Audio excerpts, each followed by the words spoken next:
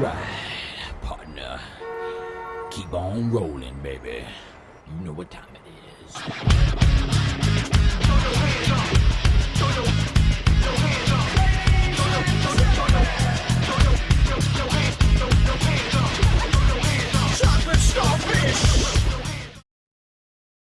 G'day legends, how you going? It's James here from E3 Fitness, and today we're going to talk about the most overused, overproduced, but yet undervalued element of the fitness industry, and that is the foam roller. Now, quick little pro tip, don't let our canine friends use this as a chew toy. So, safe spaces for our foam rollers. You're probably going to go through a few if you don't leave them in a safe space. They love it. It's an absolute field day for them.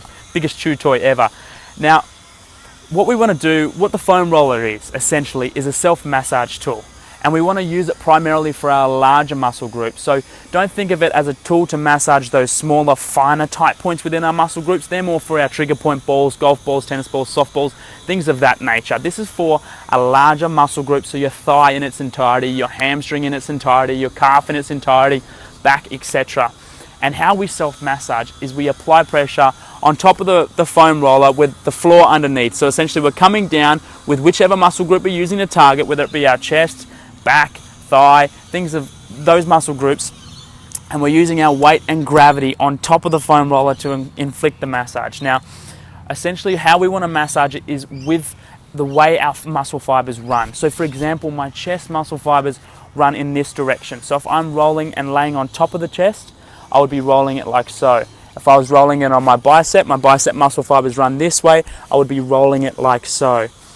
Essentially, a lot of people ask me, James, this actually hurts. It really, really hurts. And to that I say, yeah, of course it is going to. You're applying force, you're applying pressure onto that muscle group, but it shouldn't hurt too much. There is a point where it becomes detrimental. And the phrase I want to use is not necessarily pain, but I want to use uncomfortability.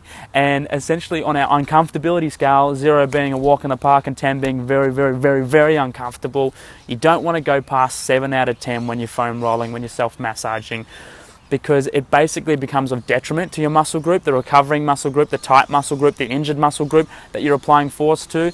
And you can alleviate that force and that pressure just by easily easing off on the amount of pressure that you're pushing down, using your body to do so. So once you start feeling a little bit more comfortable within that uncomfortability, you can increase the amount of pressure to obviously increase the results that you're going to see from your foam rolling. A lot of people ask me, James, when should I do it? How should I do it?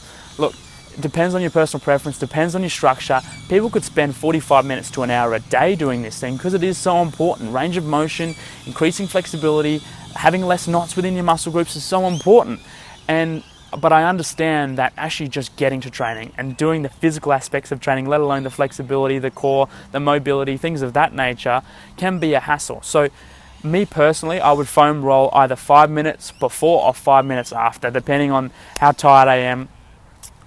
But I would suggest if you can get in 5 to 20 minutes a day, or 5 to 20 minutes each time you have a session, that would be of utmost benefit to you to ensure that you are mobile, you're flexible, and you're ready to rock and roll. So it's been James here from E3 Fitness saying, use a foam roller and keep on rolling.